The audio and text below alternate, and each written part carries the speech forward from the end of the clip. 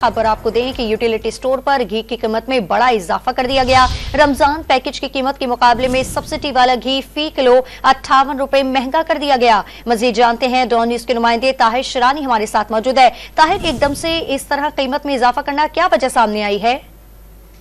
देखिए, ज़राई utility stores का कहना है कि नई खरीदारी जो घी की गई है वो महंगी कीमत पर की गई है, तो इसलिए यूटिलिटी स्टोर्स कॉर्पोरेशन की जानिब से घी की कीमत में इजाफा किया गया है। इतलाक फौरी तौर पर किया जाएगा। बेनज़ीर इनकम सपोर्ट प्रोग्राम के सार्फिन के लिए घी की नई जो फी किलो कीमत है वो 393 रुपए मुकर्रर की गई है, जबकि रमजान रिलीफ पैकेज के तहत यूटिलिटी स्टोर्स पर BSP सार्फिन के लिए घी की फी किलो कीमत 335 रुपए थी, जो फी किलो 58 रुपए इजाफा बनता है। ताहम ज़राई यूटिलिटी स्टोर्स का साथ ये भी कहना है कि क्योंकि रमजान पैकेज के सिवा सब्सिडी वाले घी की फी किलो कीमत 365 रुपए है, इसलिए जो इजाफा है वो 28 रुपए बनता है। क्योंकि वज़ीर-ए-आज़म के ख़ुसूसी अहकामात पर रमजान पैकेज के तहत घी पर फी किलो के हिसाब से 30 रुपए की इजाफी सब्सिडी के बायस कीमत जो थी वो 335 रुपए रखी गई थी।